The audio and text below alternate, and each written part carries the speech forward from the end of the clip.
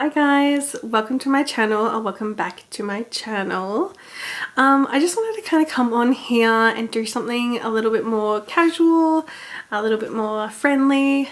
I felt like in my first video, which was like my first knitting podcast episode, I didn't really introduce myself, so I kind of thought that this might be a better opportunity to do that. So my name is Ash, my close friends call me Smash, and I am an Australian. I'm 26 years old and I currently live in the southeastern suburbs of Melbourne, Australia, if you hadn't already picked up from my accent. So I am a bit nasally. I did have a cold about a week ago and I'm just like getting over it. So if it's really annoying, I'm really sorry. I'm usually a little nasally, but not this much. I thought I'd just like sit down, get my tea. So nice and warm. It's a winter here in Australia at the moment, so it's like actually freezing outside. So I know it's summer or coming into spring, I think, in the United States. So, but it's nice and cozy to have a nice warm tea. Yeah, so I briefly mentioned in my first video that I am a beginner knitter. So I started knitting about 8 months ago. I started knitting socks, and that was because I had a friend who was a prolific sock knitter, and she was always had these really gorgeous socks and I always wanted a pair. And so I begged her to teach me kind of like how to knit socks, and she lent me like a 9-inch circular needle and a pattern and everything like that, and I tried my best and I failed, and then I lost it all. Like I lost all the needle, I lost the yarn, and I'm really devastated because for some reason I thought, you know what, like I need proper sock yarn, and I thought the only option was like hedgehog fibers, and I don't know how much it costs in the United States or anywhere else in the world, but it costs a pretty penny here. It costs like $40 Australian dollars here. That's a lot. That's like, I don't know, 30 Australian dollars. That's a lot of money. And for like a first time knitter, I really thought that's how, sorry hiccups, I really thought that's how much all sock yarn costs. And if you are a beginner, you've never knit socks, sock yarn is it's 4-ply, it's fingering, but it's usually like some sort of wool and nylon mix so that it has like the durability to last in like a high friction environment, such as a like a shoe. Yeah, so I started knitting on socks and failed the first time, succeeded the second time, and that was only because I watched one of the Crazy Sock ladies like how to knit a sock. She has one for DPNs, but I did the 9-inch circular. I just find DPNs a bit fiddly. And yeah, so and I watched that. Like it's a whole hour-long video. If you want to learn how to knit socks, like I encourage you to do that. Watch that video by Crazy Sock Lady. I'll have it linked down in the description below because it was a massive help. Because when you're trying to understand a pattern for the first time, like, oh my god, how am I supposed to visualize that? How am I supposed to know what picking out stitches look like? I don't know what that looks like. How am I supposed to do a heel turn? Everyone's like, oh, the magic of a heel turn. What the heck is that? I don't know. I've never seen it before. So that was really confusing. So, but when I watched that video, oh god, the Crazy Sock Lady. I think her name's Kate. Correct me if I'm wrong. I'm so sorry if I'm wrong, but I think her name was Kate, and god, that was so much more helpful. And it helped that she has like a free pattern. Or is it free? I don't know if it's free, but she has a pattern that goes along with it. So the first time I knit a sock, I knit it using just the YouTube tutorial. Then the second time I knit the sock in conjunction with reading the pattern. So it kind of taught me how to read a pattern at the same time. And then after that, I just knit the sock off the pattern. And that's pretty much how I taught myself how to read patterns. Because when I first started like knitting and stuff, I bought a book on how to knit beginner socks, and I read it and I was like, are these hieroglyphs? What the heck is this? Am I like learning how to code? I don't know what the hell any of this means. Yeah, so it was like practically useless. But after doing all that, I'm glad I can bloody read that book, because I spent a pretty penny on that too, and that would have been devastating because there were some really cute sock patterns in there. It was the Pom Pom Ready Set Sock book that I'm talking about, and I have knit one sock out of that book so far called the Shepherd sock, and I have to knit the other one. I'm like second sock syndrome for sure. So I will show you that when I've completed both of the socks, but they are so cute. They have like a little squiggly line. Anyway, so adorable. Anyway, I'm drinking tea. Put this down because, you know, this isn't a knit and chat. It's just a chat if I'm not actually knitting. So today I am knitting on my Novice cardigan, which is like all tangled up because there's a million bits of balls of yarn attached to this right now. Yay. My gosh. Okay. I don't even know if you can see this, but I'm knitting this at the moment. I'm knitting the sleeve, so I'm getting there. I have knit one sleeve and it's so cute. Just shove all the ends in there, but it's so cute. Oh my gosh, look at this little sleeve. It's so puffy. I love it. It's so good because I don't have to like keep track of any decreases. Literally just like you just like knit a tube and then you like dramatically decrease at this point, and then it's fine, and then you're good. Anyway, so that's coming along and I'm really hoping to finish that soon. I am knitting this in Rosarios for Merian, and I am holding it together with Gepard Kids Seta. There's a Mohair, so that's a fingering and a Mohair together. I'll have everything linked down in the description below so that if you want to check it out. I bought these from my local yarn store in Frankston, which is called Lumen Spindle, and that's and they're really good there. They've got great yarn selection and I love these colors. They're always great in there. Alright, so let me just untangle. What have I done? Oh my gosh. What have I done? Christ almighty. Oh my god, no. Okay, here we go. Here we go. Oh my god. Oh my gosh. Okay. Oh, wow. How do people deal with this? Like when they're doing color work, how do you deal with this much yarn? Like I'm sure they have like a bajillion balls going at one time. I've only got like one other ball attached to this and it's getting all types of tangled up. I don't know how y'all would do the color work, because that, like, this is already just like annoying the crap out of me. Anyway, we're getting there. If you haven't noticed, I got my hair cut today. That's why it's shiny. It's so cute. I love it. It smells so good. It never smells. It's the same thing when you like buy a new car. You know, when you get your hair cut and a new car, it never smells as good as when it's freshly done and washed. And it's like they put crack in there, like in the shampoo and conditioner, because that smells so good. I know what they do. But so now I'm knitting. So now it's an official knit and chat. Let's get back to what I was saying before I got really distracted. So yes, I was talking about socks, learning how to knit. I know a lot of people don't like knitting. Well, a lot of people like, and from what I've heard, it's kind of like 50% of people are kind of, that are in my life, knitters that I know, kind of say that they can't be bothered knitting socks because it's too fiddly or it's annoying and it's too small, the yarn's too small, so it's sort of like the progress is slow. But if you're a beginner knitter, I would like highly encourage you to learn how to knit socks, because there are so many steps and there are so many techniques that you like get to learn by knitting a sock, that it really helped me like knit more advanced patterns. Like I wouldn't say I've like knit, you know, super advanced patterns, but I definitely think that it's helped me a lot, because there's a lot of things in knitting socks that helps you along the way.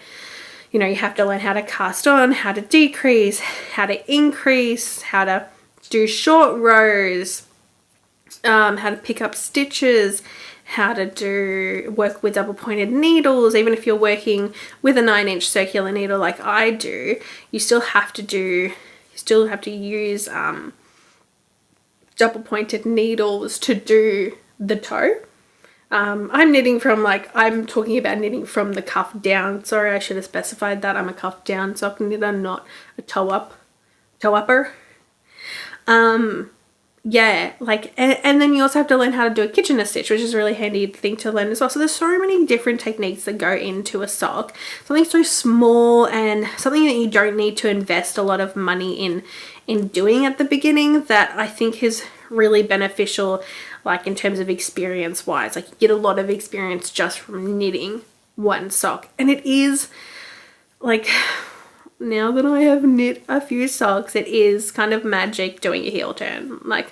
A short or a heel turn is fun and it's effective, and it is quite magical when you realize that you've knit this whole entire sock that is this bent L shape, all from the same piece of string. You don't cut the yarn at any part.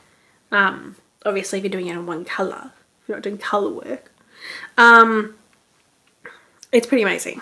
So that's my little rant about socks. So yeah, so I got into knitting through socks, and then I started doing, the classic scarf, beanies, things like that. I've realized that I'm not a huge scarf knitter, a rectangular scarf. I just find it really boring, and I just don't really find it very stimulating.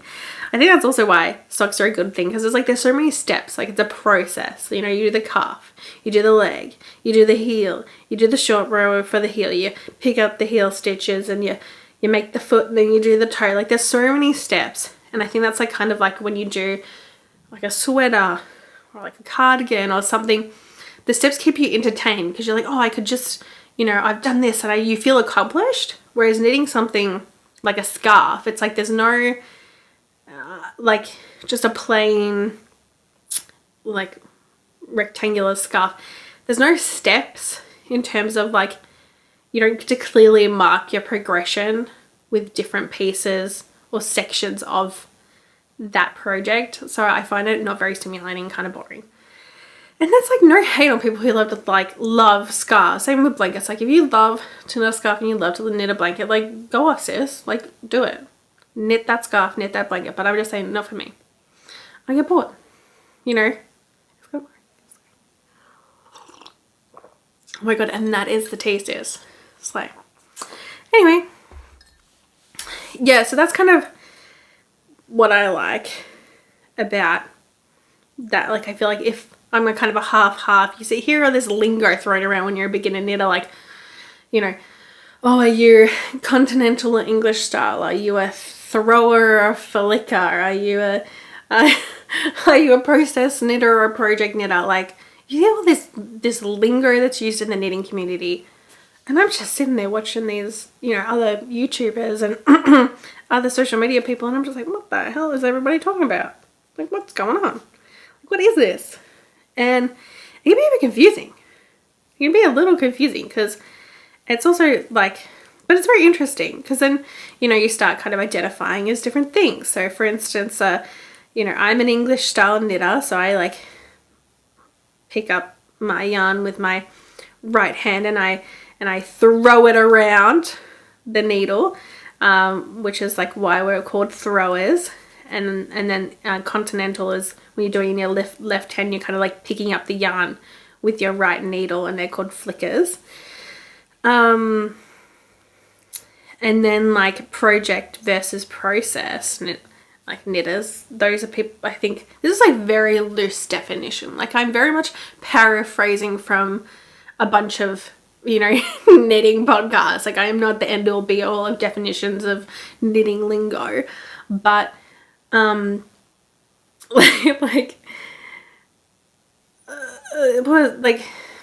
the process knitter is someone who really enjoys and knits for the process of knitting. They really enjoy the knitting experience of actually knitting, and they're not too worried about the end project. They just do it because they enjoy knitting. Whereas a project knitter is kind of not really fussed about the actual knitting itself. They're more doing it for the end product. So that's my loose definition from what I've kind of gathered of those two things. I feel like I'm somewhere like right in between. I'm not like a process knitter entirely, and I'm not a project knitter entirely. I feel like I enjoy the process of knitting. Like knitting just stockinette can be boring sometimes and isn't always the most interesting. But I do, like I said, like that process of knitting a sock with the different stages. And I like when I'm learning a new technique, seeing it come like to fruition, like the technique resulting in that pattern, like lace patterns and cable patterns, like that really like, ooh, gets me going. But at the same time, I'm just like, I'm not knitting because I just like knitting. Like I'm not knitting just because I, you know, want to sit here for 7 years and just like not create anything. Like I do want to have a project at the end of it, and I'm very keen on like wearing said project. But yeah, there's people who are like, yeah, a little bit of both, and that's okay. And it's all right if it's like, it's a spectrum of knitting, I guess. You know, everyone falls somewhere along the spectrum of knitting, between process and project knitter. I don't think that they're exclusive of each other. I think they're just a spectrum. Yeah. Yeah. And I feel like this is just going to be like a free flow, like word vomit, word diarrhea kind of video. Like this is very much like, I feel like in my first video I was trying so hard to do such a good job and to be perfect and be really informative, that I just feel like I came off a little bit nervous, a little bit awkward, a little bit like a robot. Like I feel like my personality was very subdued because I was just like so anxious. Like I just wanted to do such a good job, and I wanted to look professional. I wanted it to sound good and look good, and I wanted, you know, and if you can hear noise in the background, sorry, that is my cat. She will like probably make an appearance on the stairs, so just like bear with me. If she goes crazy, I'm so sorry. She just ate dinner and she has like after dinner zoomies, and it's just like what she does. So sorry, she just might be making noise. That's just is what it is. But yeah, I just feel like I was trying so hard to be so perfect, like, you know, have everything there, have all the information for it to look good, and the colors to be clear, and I was just trying really hard to be perfect, and I kind of forgot. I kind of left my personality at the door when I entered into the YouTube filming knitting podcast room, if you can call it that. And so that's why I kind of wanted to come on here and just, you know, get to know, let you guys get to know me, because I feel like the whole reason behind a knitting podcast is, of course, to talk about knitting. Like, of course, that's like the key thing, but it's also like to create a community. I grew up with YouTube, really prominent in my life. I was definitely like one of those kids that kind of like lived on the internet. What do they call them? Like chronically online or something like that. Chronically online. So I really kind of admired all those YouTubers that had this online community in which they could, you know, connect over like a filming style or topics and stuff like that. And that's kind of why I wanted to do this, is because I have my lovely community of people that I know that I knit with like every weekend almost. And I really enjoy that. But at the same time, it's kind of like, it would be really nice to connect with people, you know, all over the place, all over the world. Like not just Australia, like obviously that would be great. But I do want to kind of connect with everyone all over the world and kind of share my experience. I don't see a lot of Australian knitting podcasts, to be completely honest. Maybe the algorithm just doesn't want me to see them.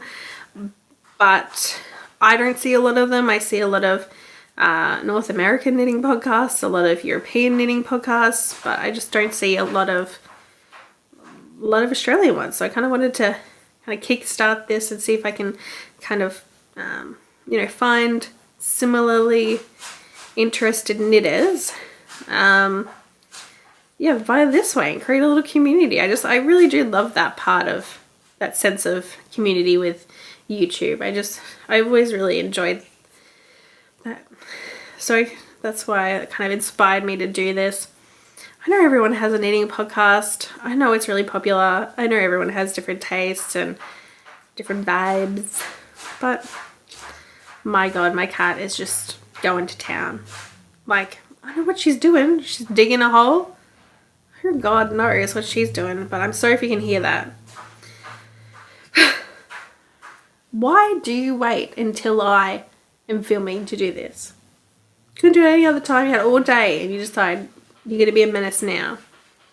Bless. Anyway. Yeah, I don't. So if you hadn't already noticed, I have a cat. Her name is Bagel and we rescued her. She's very sweet. I do love her even though she's grinding my gears right now. And I live in the southeastern suburbs with my boyfriend. He's not a knitter. I've never knit anything for him. And it's not because I believe in that whole like sweater curse or whatever's going around. He just doesn't wear a lot of knitted garments. Like he tends to run a bit hot. So I feel like if I gave him something that was like knitted, he'd probably boil to death. And I don't want that because I do love him and I do want him to stay alive. So, but I have thought about making him like a scarf or something. I don't know, like, this is going to sound really bad, but I'm kind of a selfish knitter. Like, I don't really knit a lot for other people. I think I've knit like one baby jumper that, I don't know if you saw her. She probably just flew up there. There she goes. Yeah, I'm kind of a selfish knitter. I don't knit for other people. I mostly knit for myself. And I think it's something that might just be because I'm a beginner knitter. Everything takes so goddamn long to make. And so much time and effort because I'm learning along the way that I couldn't imagine giving this away to someone. And it's not only that. It's like, it's not only the time and effort and the fact that I have to learn and use like brain power in my mind. Like, what is that? It's all expensive. Like, if I'm going to knit a cardigan or a sweater for someone, like, that's a lot of yarn. So I made a baby sweater because that cost me not very much because it's for a baby. My mum wants me to knit her a pair of socks, which is fine. She offered to pay me like an hourly wage to knit them, and I said, girl, you cannot afford me. I was like, if we're looking at minimum wage, like $25 an hour, I don't know about you, but it takes me a long time to knit a sock, like at least 20 hours to knit 2 socks. So I said, don't worry about it, just buy the yarn. I'm happy to knit you some socks. I'm not that mean. I'm not that mean. But yeah, like my friend Kim, she knits for everybody else. I don't think she's kept like 3 things I think that she's knit for herself. She's just so generous. I don't know, like she's just too nice sometimes. Like she's just too nice. I'm so selfish. I don't want to give away anything. All I think about is knitting for myself. I never think about knitting for other people. That might sound really bad. Hey, maybe when I'm like a more experienced knitter and I'm a faster knitter, I might want to like knit for other people, but it's not to say I don't want to. It's more that just like I have so many projects on my list that I want to make for myself, and because it takes me so long to do, I just like don't I don't want to like knit for other people. It just kind of at this time it's kind of seems like it would just be too much effort. I don't know. This doesn't make something really bad. I don't know. I'm not sure. It is what it is, I guess. Yeah.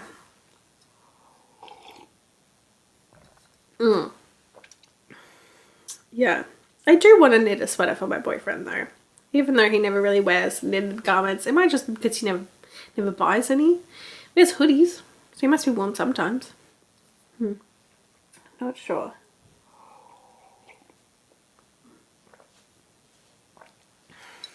Another thing that I kind of wanted to talk about is kind of as a beginner knitter, all of the things. Like I want to do a video in the future that kind of like talks about like the gripes or my pet peeves as a beginner knitter.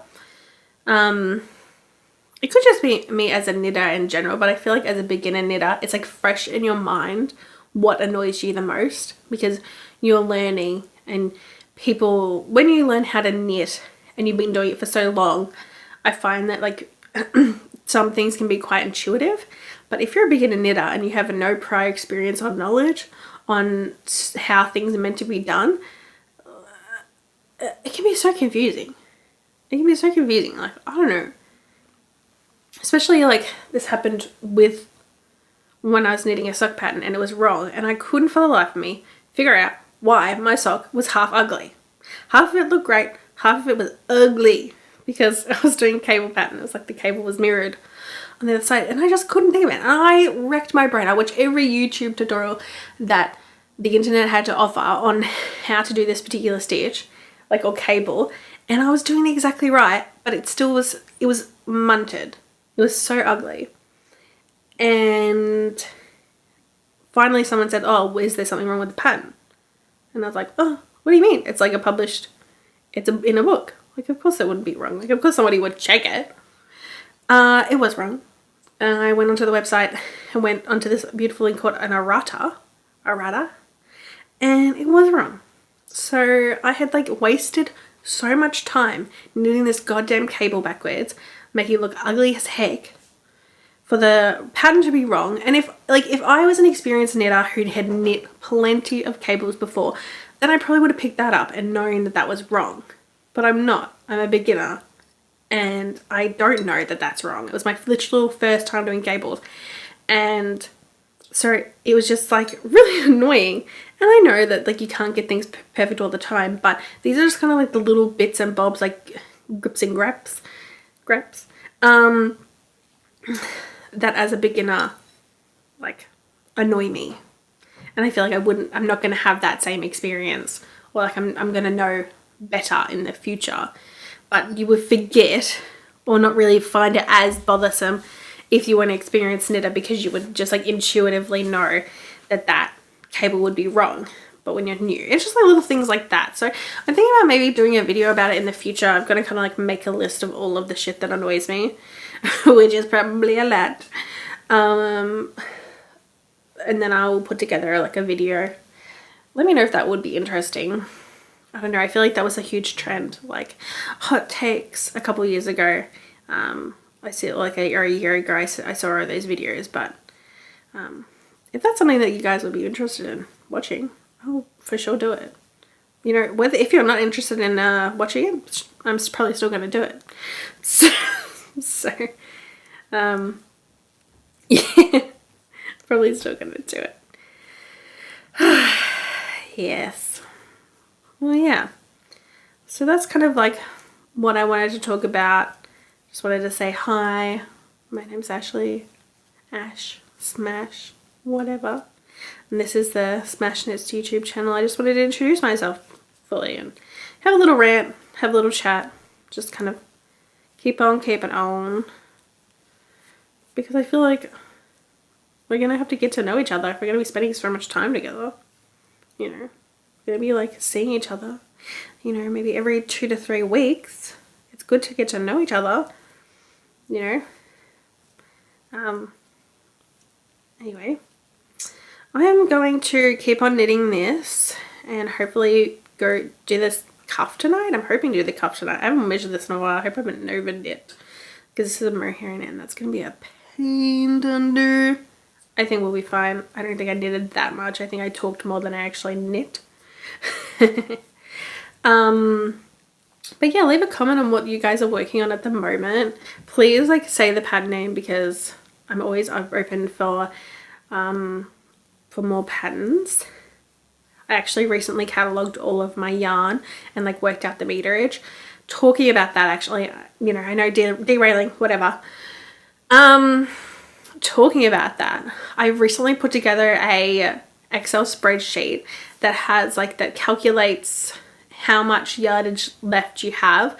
So you like weigh your yarn, you can like punch in how many meters it was like per the grammage or yards of the skein. Oh, grammage, what am I talking about? Yeah, grams of the, yeah, hang on, I have to do math in my head. So you punch in how many grams the original skein was and how many meters was in that original skein, and then you weigh your yarn, and then you just put in the number, like the weight of that current ball of yarn, and it'll work out automatically how much yardage / meterage that you have. And the reason for that was because I don't have a big yarn, like I wouldn't say I have a massive yarn stash, right? I think I've seen like Arrow Knits and Pearls, yeah. She sits with her yarn stash behind her, and oh my god, it looks so gorgeous, but it is so much yarn. I do not have anywhere near that because I have like two kind of baskets, three if you count that little one in the back. That's just like one sweater quantity's worth of yarn. Yeah, I have like 3 baskets worth of yarn, but I just have a lot of like random one skeins or leftover kind of scrappy bits and bobs, but I feel like it's enough to make something out of. So I really wanted to actually calculate how much yardage do I have so I can plan, you know, patterns for them so that I can get rid of a lot of yarn. I hate them just sitting there because it's just taking up space, and I feel like it could be used. So I made that Excel spreadsheet, but I want to make it a bit more in depth, and I'm going to try and like use my brain to try and work out how to make it so that you can like punch in a pattern and the yardage that you need for that. And when you put in a new yarn, for it to like suggest patterns, or it could be like the other way around. When you put in a pattern, it'll like suggest what yarns you have, and it'll be like related to the weight and the yardage and everything like that. I'm hoping that I can kind of like Excel spreadsheet equation math that out, and then eventually the goal is to get it to a place where I can share it as like a Google Doc or something, and it can be just like a tool that everyone can use so they can easily kind of like catalog and make use of their yarn, because I don't want to be on like a no buy or like only using from stash. Like I don't want to put those limitations on me, but I think it is really good to kind of like use up your own stash and not be buying as much. I think it's just a lot more sustainable. So I'm trying to do that. Trying to be good. So anyway, side tangent over. Yes, so yeah, always like if you could just comment what you're currently working on, and I can like go check out what everyone's working on at the moment, so I can get more ideas, and like might be good to use up scraps and stuff like that. So yeah, thanks so much for listening. Thanks for sitting with me and kind of like listening to me ramble and rant about random things. I will be posting probably maybe in like 2 or 3 weeks, maybe sooner, probably like 2 weeks. I might be posting like another podcast, because I feel like by then I'll have my cardigan finished, and I might have a few other like little projects finished. So stay tuned. Thank you so much. Bye.